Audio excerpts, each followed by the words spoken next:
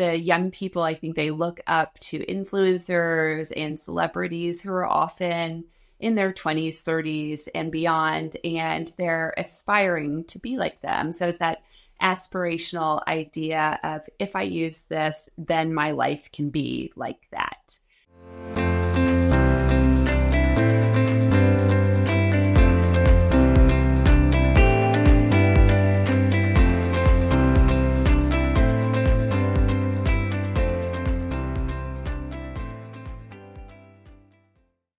Hi, skin friend. Thank you so much for tuning into this week's episode. This week, I am really excited to have my colleague, Dr. Angela Casey, on. She has a very similar practice model to me, where she is a board certified and fellowship trained Mohs surgeon. So that means she spends a lot of her time seeing and treating skin cancers in patients, but she also does a lot of surgical and cosmetic dermatology. And we are going to be discussing how what we see in our skin cancer patients and our patients looking for sort of anti-aging procedures, things like that, what we can do for our younger patients, like our tweens and our teens, to help give them healthy skin habits to start early so that they do not wind up in our office with a skin cancer every other month or needing a series or very serious treatments for significant sun damage or precancers and things like that. And Dr. Casey is so passionate about this that she has even created a skincare line geared towards tweens and teens called Bright Girl, where she is helping to instill healthy skin practices for these young patients and instill the importance of a simple but effective skincare routine. You know, I am all about simplicity, and so much in social media, TikTok, YouTube, we are seeing these young people, these 9-year-olds, 10-year-olds with complex skin routines using anti-aging products that are not meant for this young, delicate skin.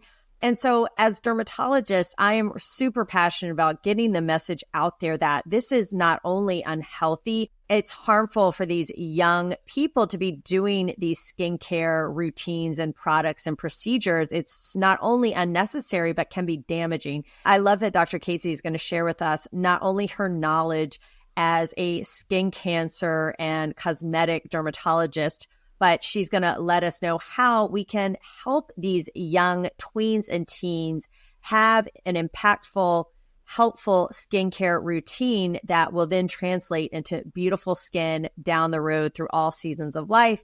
And spoiler alert, it's also not just the skincare products you use, but there are other healthy habits that we should be instilling in these young minds, these young patients of ours early on that will also help them with beautiful skin later on. And it's not even so much about beautiful skin, right? It's about healthy skin, strong skin, skin free of skin cancers and UV radiation damage. So we have a great episode for you this week. I'm so glad you tuned in. Let's get going. Dr. Casey, thank you so much for being here. I'm so excited that we finally get to connect because I have been following you on social media for a long time and loving what you're doing with your Bright Girl products and campaign and the message you're sending. So thanks for being here. Well, thank you so much for inviting me, Dr. Mina. It's an honor and a privilege to be here connecting with you, and excited to share with our audience some good tips and our expertise and perspective today. Yeah, well, so it sounds like we have very similar practices where we're both fellowship, board certified Mohs surgeons as well as dermatologists. And we spend a lot of our time doing Mohs surgery, treating skin cancers, as well as doing more cosmetic and aesthetic procedures. Is that right? That's exactly right. I'd say my practice is about 80% Mohs surgery. Skin cancer is about 20% cosmetics. And the common theme in my patients that I see every day is most of the skin damage I see is preventable.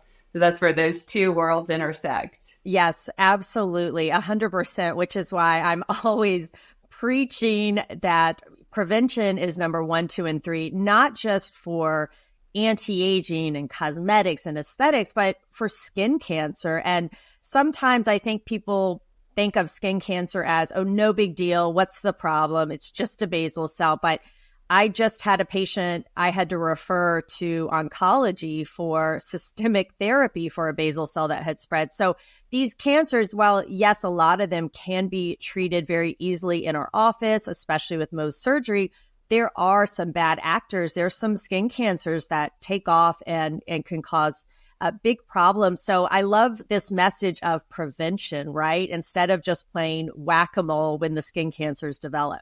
100%. When we get ahead of these issues, and whether it's skin cancer, sun damage, even acne, when we get the ball rolling with those preventative measures, we are going to be leaps and bounds ahead in perspective compared to when we wait for the problem to occur and then we're going back and trying to address and reverse that issue. I do feel like there's this pendulum swinging towards the importance of prevention, not just with doctors, but with patients.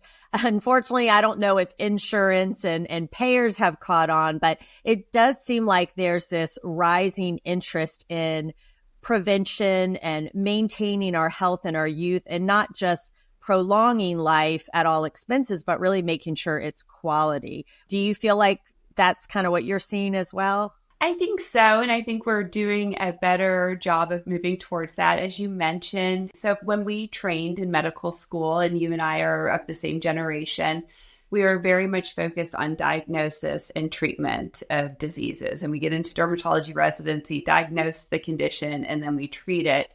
And we weren't talking so much about all the other lifestyle factors, our daily habits, our diet, sleep, stress levels, how all of this play into our health in general, and for purposes of this discussion, to our skin health. So as we gain more research around that and more clinical evidence, we're understanding that and sharing that message. But as you said, we're still not really incentivized within medicine to take that time for preventative care. So it's really incumbent upon us as dermatologists to have those tools and resources, whether it's a patient handout, whether it's a postcard with a product recommendation, and also understanding what products are available out there so that we can really tailor preventative care to our individual patient for their age, their gender, their skin type, and make that routine exciting and individual to them so that they look forward to doing it every day. So we have to know what all's out there. We have to try it ourselves, experience it, and then guide our patients appropriately.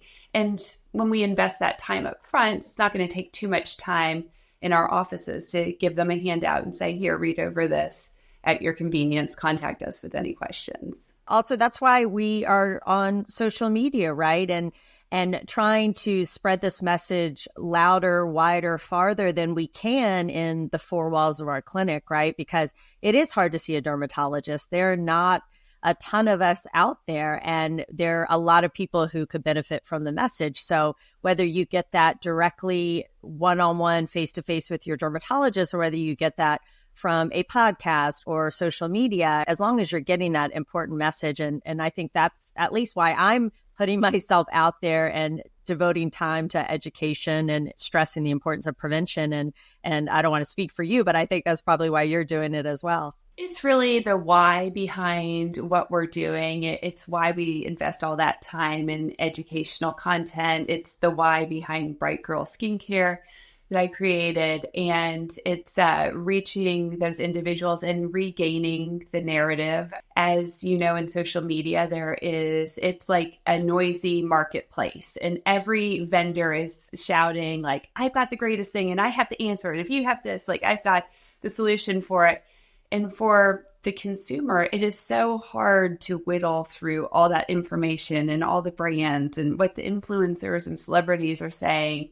So as a specialty, it's so exciting that we are coming together and regaining that narrative and providing fact-based, clinically backed, evidence-based information to our audiences, and bringing in our clinical experience that we see in the office every day, in addition to what we read in journals, putting that together into a little bite-sized nugget that our audience can take in and say, got it. It's like, that's going to stick with me.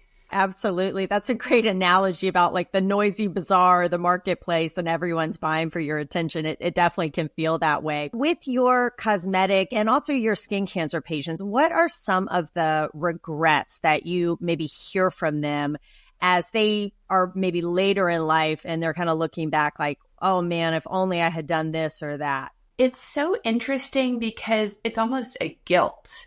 Like they almost apologize, like, Dr. Casey, I'm so sorry. When I was a teenager, I just didn't know. We just didn't have sunscreen. We just didn't have the tool. And I always remind them, we are all a function of our time in this lifetime. So we have more knowledge now than we did 50 years ago.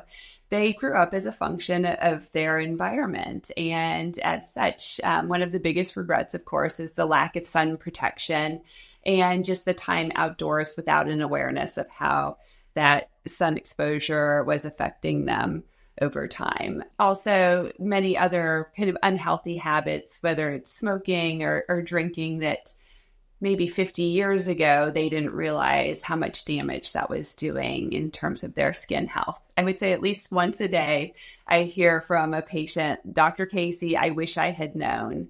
And it's really, we're now in a generation where they can know. And that's why we're here spreading this information to our younger people and people of all ages, but really equipping them with that knowledge and understanding that they'll carry with them lifelong. I hear that too. And it does make me sad because they do carry, or some of our patients will carry that guilt, or I was joking even just yesterday, the patient was telling me, confessing all her sins of sun damage and telling me, and I also went to tanning beds and I would take aluminum foil and coconut oil and sit under the sun. And it was like she felt like she had to tell me all of this. And so I was just telling her, like, it's okay. We didn't know. Now we know. Now you know. And look, I usually will tell them too, like, I've been to a tanning bed. Okay. I've had sunburns. No one's perfect. And of course, the best time to plant a tree, right, is 20 years ago. The best time to have sun protection and prevention is 20 years ago, but the next best time is now. And so I would just tell anyone listening who maybe has had some bad sunburns or skin cancers or used tanning beds that it's okay. We're human. And just now you know, right? And now try to make those important sun protective strategies a part of your daily habit and not beat yourself up over it. Because back in the 60s, 70s, 80s, even maybe the 90s, we weren't as good about sun protection. We didn't know as much, but now we do. It definitely helps, I think, when we share that, because like yourself, I've used tanning beds. I've had more blistering sunburns than I can count. When we share that with our patients, it makes us more real to them, because what they see when they look at us, because you and I have had the advantage of decades of good skincare and understanding how to care for our skin, but they see the result of that, and it makes it a little bit more seemingly attainable to them. And it certainly is. It's good habits, and it's the accumulation. I always say, like, every day you put on sunscreen, every day you use your tretinoin, it's like a deposit in the bank, and you're going to keep building up that account of your skin health. But us sharing our skincare mistakes from our younger years really allows us to relate to our patients and to the population at large, and know that they're not alone. The dermatologists have been there too, and we understand that journey. Absolutely. And we're not there to make you feel bad either. We're there to help you. And even if you did use a tanning bed every single day, and even if you're still not wearing your sunscreen every single day like we recommend, we're still going to encourage you, and we're not going to shame you for that. We just want what's best for your skin health. And so just know that we're not coming from a place of shame and blame. We really just want to help you out and help you have the best skin possible. And we're human, so no one's perfect. My children have had sunburns, so I am not a perfect mom either, right? And I try to share those stories just to keep it real that no one's perfect. Just do the best you can. And that's why we're putting this information out there and trying to spread it widely so that no longer can people say, well, I just didn't know. Hopefully now they know, and then they can take little steps every day. I would love to hear your thoughts on what we can be sharing with the tweens, the teens, so that they're not sitting on our surgical tables in 30, 40, 50 years with regret having skin cancer. So, with that age group and being the mom to three teens and tweens myself, so we have three daughters that are ages 15, 12, and 9. So, I'm living this journey every day. And it pains me as a dermatologist that I struggle to get my own daughters engaged with skincare. And that was a big inspiration behind Bright Girl, of course. The message of you might have skin cancer down the line does not resonate with them. They don't care. It seems way too far in the distant future, and it does not apply to them, apparently. And we almost have to trick them into using good skincare. So here's a little tip that we use for our 9-year-old. In the Bright Girl line, we have a tinted sunscreen. We have it in her bathroom and it sits there. And we got her one of those teardrop shaped makeup applicators, the like makeup sponge. And she uses that to apply her sunscreen every morning. And she feels so grown up, like her older sisters, like she's putting on her makeup. And it's a broad spectrum mineral sunscreen, and it's giving her that nice sheer glow. So I think using little tricks like that to engage them is key.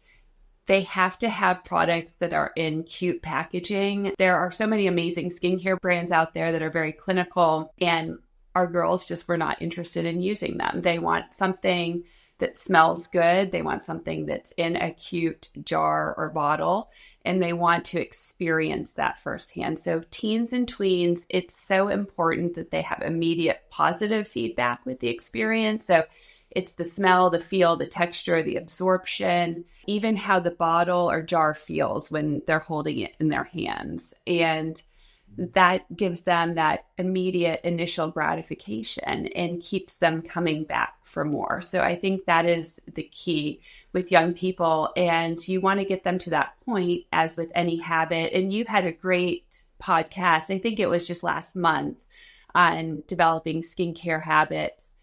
You want it to get to that point where it becomes so automatic that they just like get up, they brush their teeth, they put their sunscreen and moisturizer on, and they're out the door, and they don't even think about it. It becomes reflexive for them. This isn't just for tweens and teens, right? I feel like I have so many friends, patients, family members who they want that experience. They really love a pretty package and a pretty bottle and a nice smell.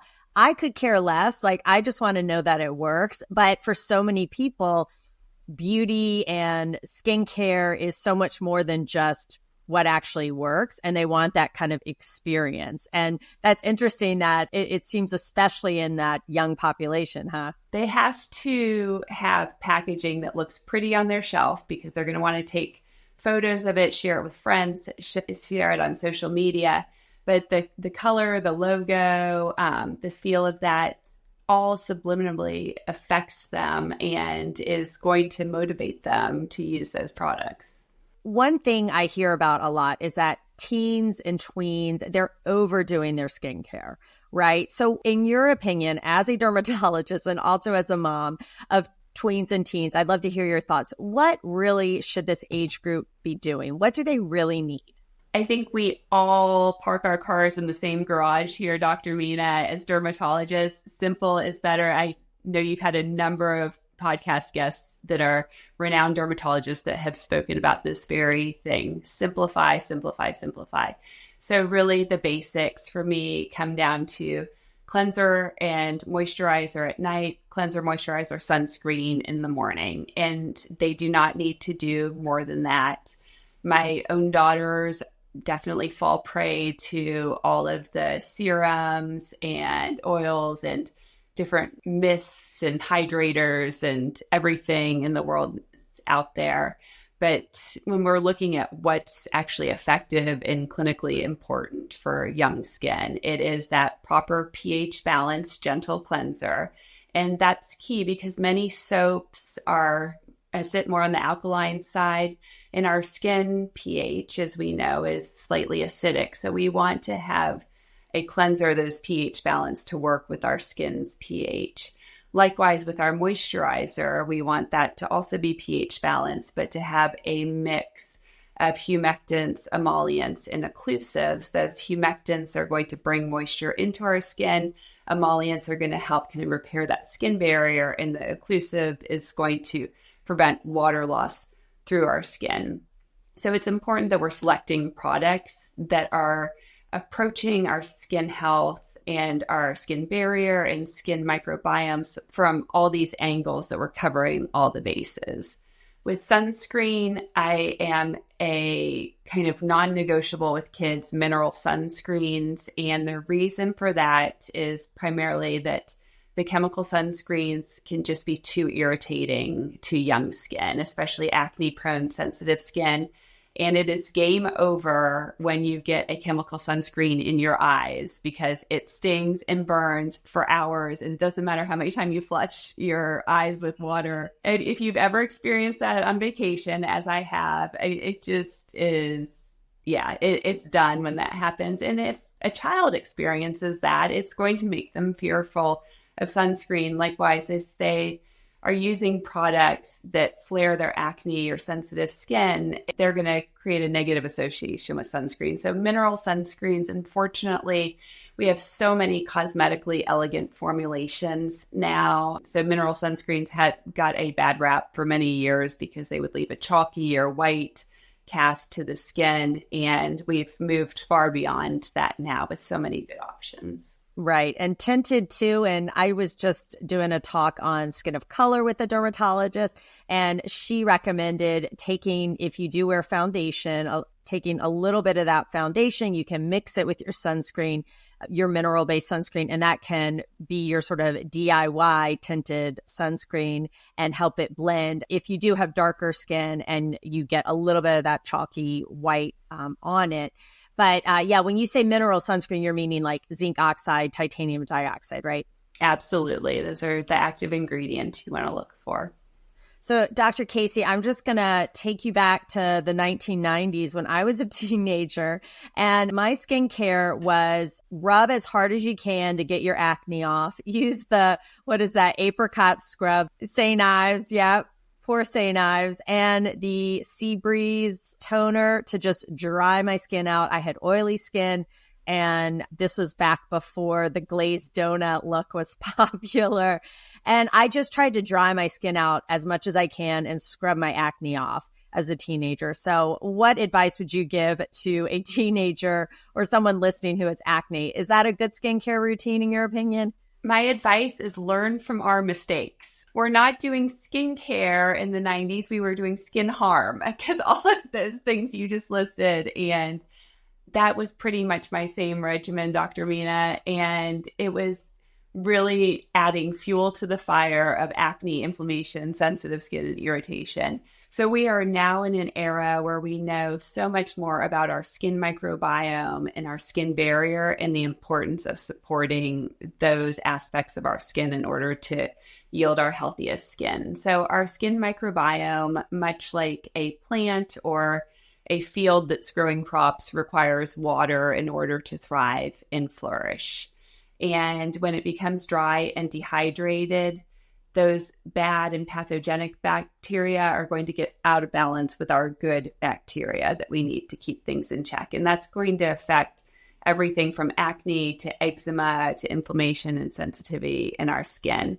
Likewise, our skin barrier is kind of our communication between the deeper layers of our skin and the external environment. And when that's broken down and has holes and cracks, as happens when we're dehydrating, harshly exfoliating, scrubbing our skin, that is a gateway for bad bacteria to get in. And it's also feeding into that whole process of inflammation, redness, sensitivity, which for teens and tweens, they're going to see that manifest as their acne worsening. So that's going to be their end result. When we instead gently cleanse with proper cleansers that are not going to strip our skin, when we moisturize with those adequate moisturizing products, and when we protect with that mineral sunscreen, it's arming and equipping our skin to thrive and live its healthiest, balanced life. And that's going to keep everything else in check. Everything else kind of falls in line when we have those core pillars in place. I love that there is this budding knowledge and research into the microbiome. We're hearing a lot about the gut microbiome and how important that is. And now we're learning about the skin microbiome. We have bacteria all over our skin, right? And a lot of it is important and good bacteria, and it has to have that proper balance. So gone are the days that we just try to blast everything. And that's why even with treatment for acne, right, with antibiotics, that we're trying to use more selective antibiotics so we don't just wipe out all the good bacteria too, that we make sure that we have that balance. So yeah, couldn't agree more. Scrubbing your skin to get rid of your acne is not the way to do it. We have so many amazing products out there to help. So I would just encourage anyone struggling with acne, and if sort of your over-the-counter stuff is not doing it, to see a board-certified dermatologist to really get a right regimen in place. What are your thoughts on, I can't believe I'm even saying this, anti-aging skincare products for tweens and teens? The reason you're saying it is because it's all over social media and it's being fed to our young people who are the primary consumers of social media. So this gets back to what we discussed earlier about us as a dermatology specialty regaining the narrative on what's appropriate for skin at certain stages in our life. The young people, I think they look up to influencers and celebrities who are often in their 20s, 30s, and beyond, and they're aspiring to be like them. So it's that aspirational idea of, if I use this, then my life can be like that. And of course, we know that those products are very inappropriate for young skin. They are more likely to cause irritation, dryness, redness, and actually worsen the very conditions that teens and tweens are trying to address with acne, sensitive skin, eczema. So, of course, it's a big no in my mind. Now, there are mature skin brands that can cross generations and can be used appropriately for young skin. So I'm not saying every product that's made for an adult out there is bad for young skin, but they certainly do not need the alpha hydroxy acids, and they don't need the really strong antioxidant, growth factors, peptides. They may, however, need the retinols and retinoids, of course, because that is an ingredient that you and I use for skin rejuvenation, and we prescribe it to many of our cosmetic patients to help with reversing fine lines and wrinkles, helping to build collagen and to disperse pigmentation, and also gently exfoliate the skin. And for young people, they're using that to address acne through that exfoliative process and preventing that stickiness of the skin cells that tends to clog pores. Likewise, beta hydroxy acids like a salicylic acid, which is found in many mature skincare lines, can be a very beneficial ingredient for young people with acne. And we know the clinical effects of salicylic acid in helping with acne. So it really is upon us to help educate consumers about which ingredients are appropriate and can kind of transcend any age range versus the ones that are really geared towards reversing damage, and why those are not appropriate for young skin. First of all, I don't think anyone under 18 needs to be worried about anti-aging or even beyond that, right? But really, if you want to give your kids some good skills, teach them these important habits about sun protection and cleaning their skin with a gentle cleanser, these healthy sun practices like you were telling us earlier. That's really what we need to be instilling in these young children, not how to eliminate lines and wrinkles in these kids. It just seems crazy. But yeah, I mean, it's out there. So we definitely need to talk about it. And the vitamin A cream that you and I use for its pro-aging, anti-aging properties, yeah, kids use it for acne. That's really why we're giving it to younger children and teens, is if they have acne, not because we're trying to help them build their collagen and prevent fine lines and wrinkles. And like I said, I think there's a way that you can engage young people with some products or some tools and accessories that are more mature, for example, like the makeup sponge that they can use to apply their sunscreen every morning, special washcloths or cotton pads that they can use as part of their skincare regimen that still make them feel a little bit more grown up. Face masks are another great example. They love that ritual and routine and kind of feeling like they're one of the big kids, and doing that in a way that's still safe and appropriate for skin at their age. My kids are still just not quite there yet. They're 9 and 10, and we haven't hit that, but they do love to do their what they call beauty routine, where they take a warm, long bath, maybe put in some bath salts, have an eye mask. And so I get it. It's fun. It's fun to feel like you're pampering yourself. And so I love your suggestions that it's okay to let them do it in safe ways, but to make sure that we're not encouraging complicated routines and products that can irritate their skin. I have a funny story. One of our nurses, her daughter was probably 18 or 20 at the time. And it was some sort of eye cream was all over TikTok. And so it was expensive, but everyone was raving about it. And so she had to try it. And her daughter tried it and got this horrible reaction, which her mom then sends me a picture to say, hey, can you help her with this? So just be careful. She didn't need this collagen peptide eye cream at her age. And instead, she wasted money and she got a horrible allergic reaction to it. So again, there are complications with this stuff. So it's not that we're just trying to kill fun, right? Right, absolutely. And it's really just getting back to routines. And as you were mentioning about your children enjoying that bath routine, routines are part of our lives from the time that we're babies. So you think about when we had babies and we had a whole nighttime routine where we maybe gave them a bath and then we cuddled with them, we fed them, we read them stories, and then we put them to bed. Children thrive on routines. So as we're talking about teens and tweens, and then even as we enter adulthood, they do so much better when they have that kind of predictability and, okay, I'm going to do these 4 steps before I go to bed, or I'm going to do these 3 steps in the morning. And that's going to help me start my day off on the right foot.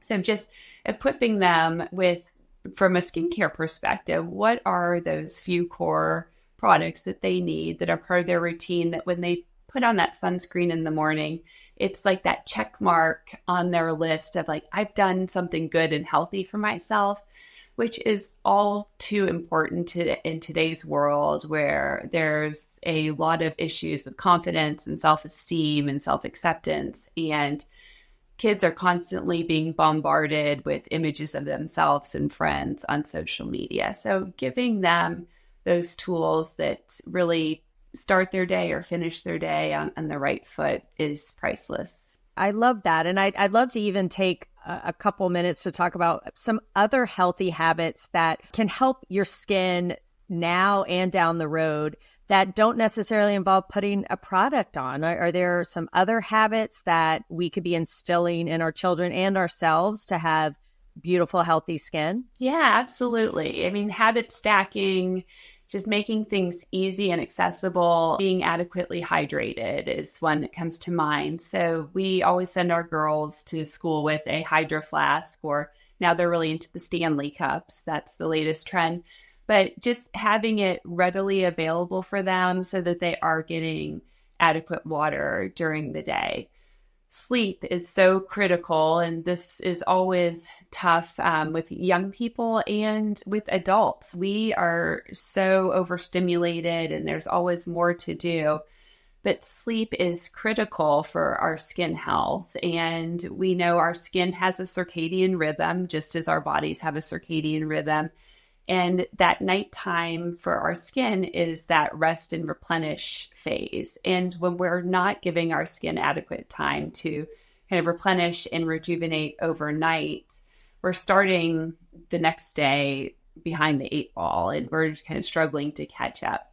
Hydration, sleep, diet, of course. So we could do a whole nother episode on diet, but my general quick spiel to patients is just whole food based diet. So perimeter of the grocery store, You don't want to depend on supplements or processed foods to try to get your nutrients. Just stick with a whole food diet and you'll generally do very well. I don't get too much into the dairy discussion because I still feel that that's fairly controversial and that some individuals are very sensitive to dairy and others tolerate it fine. And exercise is the other big pillar that I talk about with patients because exercise is going to give you many benefits just with your health in general, but also helping with your stress levels, helping circulation in your skin, and your skin will glow as a result of that. I think teaching these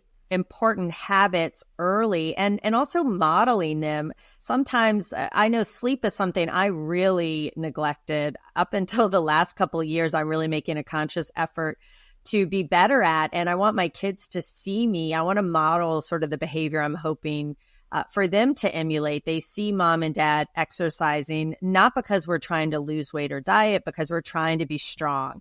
They see us limiting the sugar that we eat. In moderation, I definitely have a sweet tooth, right? But yeah, trying to eat healthy food. So I think a huge part of being parents is just modeling that behavior so that they see us doing it. They see us practicing healthy habits, putting on our sunscreen every day, getting a lot of sleep, eating well, exercising. And I think those are just huge, important things if we can instill in our younger children and teenagers to really set them up for success in life, even beyond what their skin looks like. And that's another thing I think we really should emphasize. I mean, yes, skin is our organ that we are experts with, right? But how you look is just one part of it, right? I want my kids to feel good on the inside, and I want their value to be more than just what they look like. I think as dermatologists, we can really help people with very distressing skin issues, chronic skin conditions that really affect their overall life. But it's so much more than just eliminating every wrinkle and making you look perfect and making it look like you never age, right? And I think just sometimes teenagers, young people have a hard time with that. And so I think that's another area as dermatologists we can really have a loud voice with. 100%. We've got to walk the walk. You bring up such a good point. And our children certainly absorb those habits that we are implementing every day. I don't always love it, but I try to get up and move every morning, meaning I try to get up and do some sort of exercise, and it might be 10 minutes and it might be 30 minutes.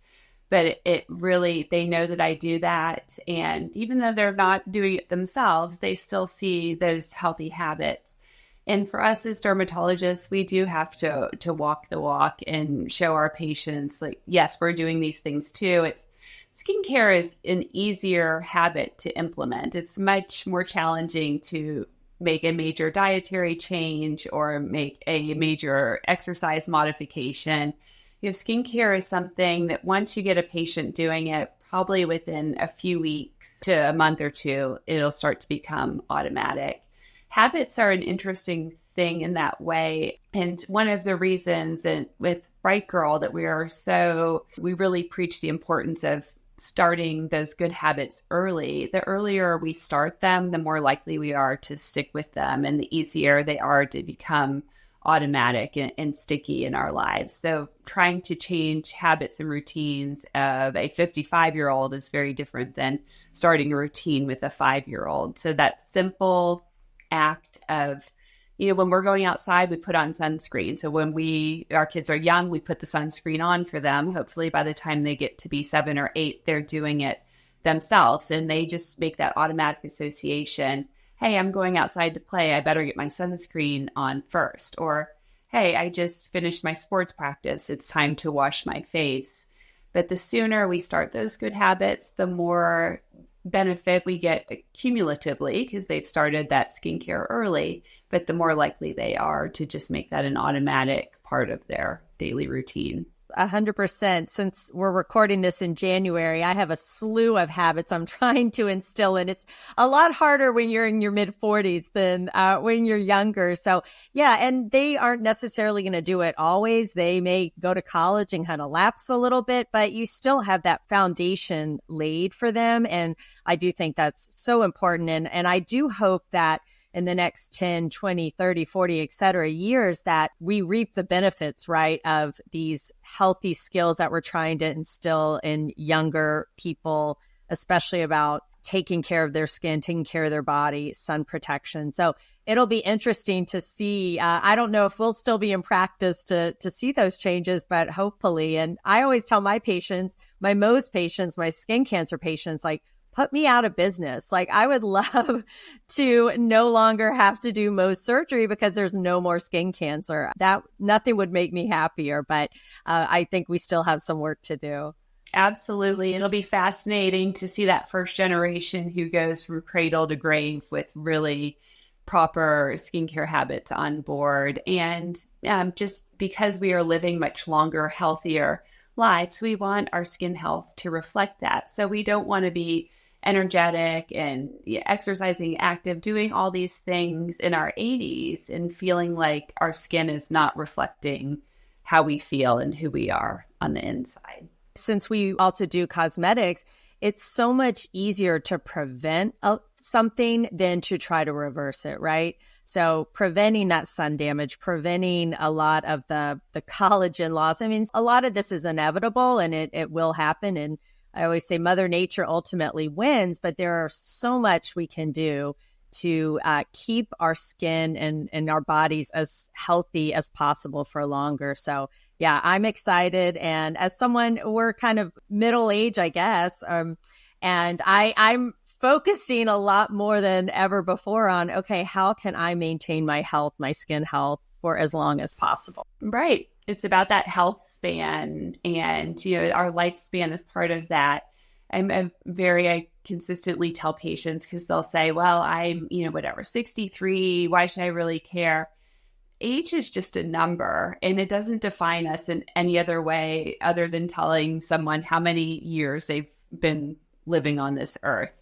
And we can be 63 and have the health and energy of a 22-year-old. And to your point, I think that both of us would agree we're both here in middle age, and we certainly don't feel like what we thought middle age would be when we were teenagers. We feel much more youthful, and thankfully we have those habits and that knowledge to back up those daily practices that allow us to still run after our kids and be really engaged with friends and to travel all over the world. And we're not going to let our age stop us. I love that. Yeah. Sometimes I'll look back at pictures from the 1940s or 50s and you'll see like a high school yearbook. And you're like, oh my gosh, that's a 17-year-old or 18-year-old. So it is funny how things change. Well, Dr. Casey, this has been super educational. I would love for you to just send us away with maybe your top 3 pearls for what we can be doing for our young patients, the tweens, the teens out there, to help instill healthy skin practices at an early age. Okay. Number 1 is to do your research so that when your young patients come in and you are aware of what's being talked about on social media, what brands are out there, so that you can be informed and have an educated discussion with them. Number 2 is just really instilling those basic skincare products that should be the non-negotiables in their day, every day. And number 3 is just reiterating the importance of the daily routines and consistently making that deposit in the bank of their skin health and reminding them they don't have to go back and feel guilty about what they didn't do 2 or 3 years ago. We're in the here and now, and every day that you implement these routines from this day forward is going to count towards your skin health, and reminds them how that will help them reach their goals of clearer, brighter, and healthier skin, which is ultimately all they care about. They want to look and feel good. So it's up to us to have the background information to be able to offer product options and give them the why behind those good skincare habits. Yeah, exactly. They are not worried about that basal cell carcinoma at Great advice. I love it. Dr. Casey, where can our listeners find you if they want to follow you, learn more about what you do in your clinical practice, and then also, of course, Bright Girl? So Bright Girl, BRIGHTGIRL.com is my skincare line, all proprietary formulations Dermatologist created for teens and tweens. So www.brightgirl.com.